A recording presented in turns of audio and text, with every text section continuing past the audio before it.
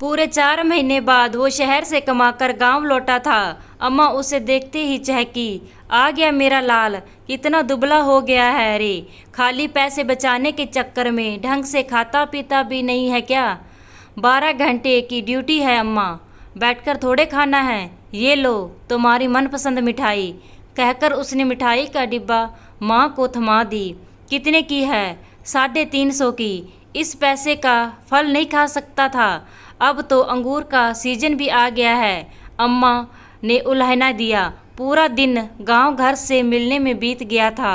रात हुई, एकांत में उसने बैग खोलकर एक पैकेट निकाला और पत्नी की ओर बढ़ा दिया।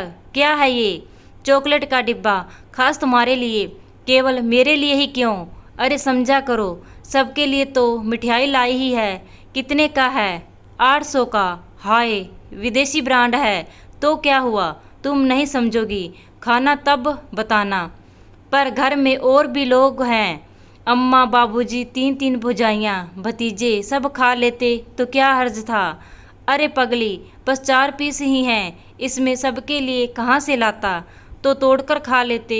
और तुम बहुत मानते हैं मुझे, ये भी कोई कहने की चीज़ है? आह, कितनी भाग्यशाली हूँ मैं जो तुम मुझे मिले।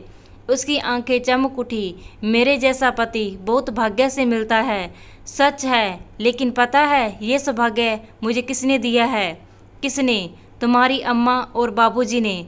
उन्होंने ही तुम्हारे जैसा हट्टा कट्टा, सुंदर और प्यार करने वाला पति मुझे दिया है। सोचो, तुम्हारे जन्म पर खुशी मनाने के लिए मैं नहीं थी।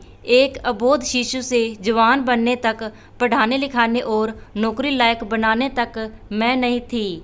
मैं तुम्हारे जीवन में आऊं इस लायक भी उन्होंने ही तुम्हें बनाया। तुम आखिर कहना क्या चाहती हो?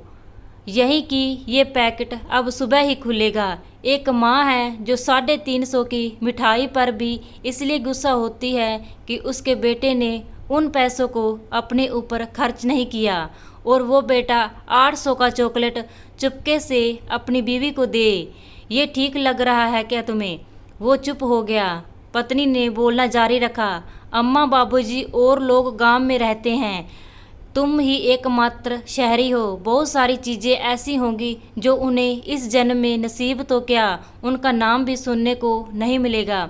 भगवान ने तुम्हें ये सौभाग्य दिया है कि तुम उन्हें ऐसी अनसुनी अनदेखी खुशियाँ दो।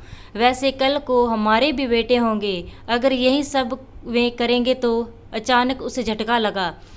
चॉकलेट का डिब्बा वापस बैग में रख कर वो बिस्तर पर करवट बदलकर सुबकने लगा। क्या हुआ? बुरा लगा सुनकर? मर्दों को रोना शोभा नहीं देता। खुद की खुशियों को पहचानना सीखो। जीवन का असल सुख परिजनों को सुख देखने में है, समझे पिया?